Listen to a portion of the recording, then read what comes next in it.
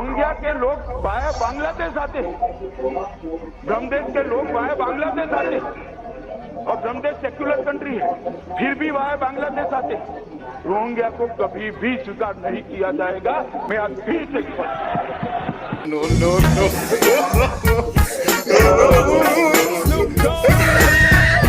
एक सोच देखिए प्रधानमंत्री की कि उनको फिक्र है पाकिस्तान बांग्लादेश के हिंदुओं की।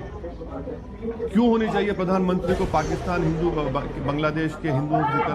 प्रधानमंत्री को तो हिंदू भारत के सिटीजन की फिक्र होनी चाहिए। और उल्टा आप मुझसे सवाल करते हैं मुझे क्या करना है इन मुल्कों से, अफगानिस्तान, पाकिस्तान, बांग्लादेश से? क्या होता उनका? आपकी बच्ची अगर 12,000 की उम्र में शादी करे तो उसका क्या हाल होगा? हमसे पूछ रहे आप उनको मिला क्यों रहे हो कि आतंकवाद हो रहा है, वो मर रहे हैं, वो मर रहे हैं। लेकिन हमारे साथ जो हो रहा है वो जबरन हो रहा है। आतंकवाद अलग है, हादसे में कोई 100 लोग मर जाते हैं वो अलग चीज है, और घर में घुस के जो आतंकवाद, क्या आप हिंदू हैं, आपकी लड़की को उठा के धर्म परिवर्तन करवाएंगे। और मैं ये बताऊं कि 9 साल की बच्ची को उठा के ले जाए तो उसको धर्म का क्या पता। अगर हिंदुस्तान उनको वीजा देती है तो वो आज के आज आ जाएंगे, अगर नहीं देती है वीजा तो वो हमारे लिए मर चुके हैं और हम उन्हें मरा हुआ मानते हैं। सिर्फ हम अपने बच्चों को बचाने के लिए हमारे हिंदुस्तान भाइयों के पास आ रहे हैं।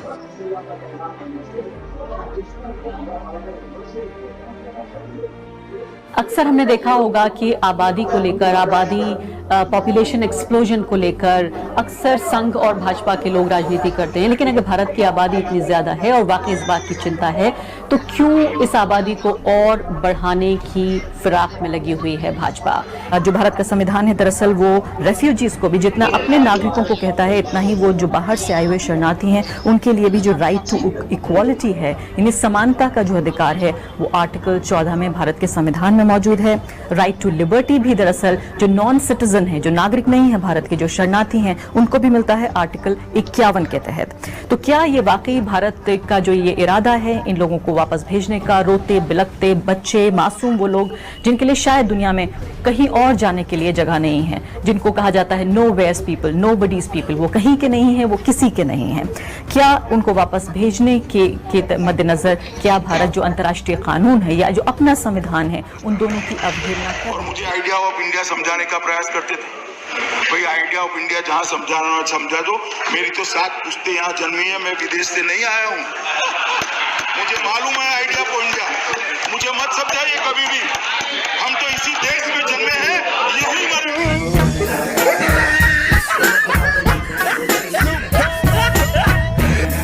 But a Dharmashala cannot say that I am only allowing this religion, I am not allowing another religion.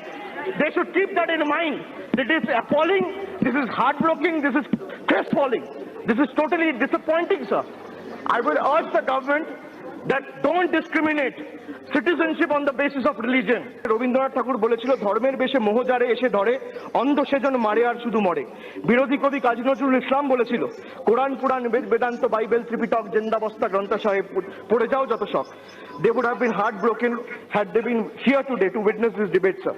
इन्होंने टैगोर, विवेकानंद और बंकिम बाबू का उल्लेख किया, तीनों को कोट किया, मगर मैं एक छोटा सा सवाल पूछना चाहता हूं माननीय अध्यक्ष जी।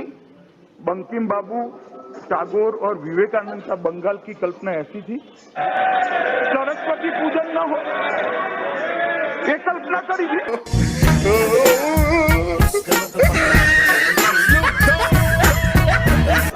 धारा 14 क्या कहती है? Equality before law.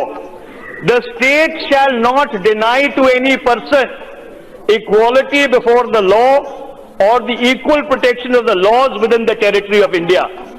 धारा 15 में यह कहा है the state shall not discriminate against any citizen on grounds only of religion, race, caste, sex, place of birth और एनी ऑफ देम। किसी नागरिक के साथ धर्म, जात या समुदाय को लेकर भेदभाव नहीं करेंगे। जब आप किसी नागरिक के साथ भेदभाव नहीं कर सकते तो क्या आप नागरिकता देने पर भी भेदभाव कर सकते हैं? जब देश का आजादी मिला तब धर्म के आधार पर विभाजन अगर कांग्रेस पार्टी न करती तो यदि की जरूरत न पड़ती। किसने किया धर्म के आधार पर विभाजन? किसने किया धर्म के आधार पर विभाजन? इस देश का विभाजन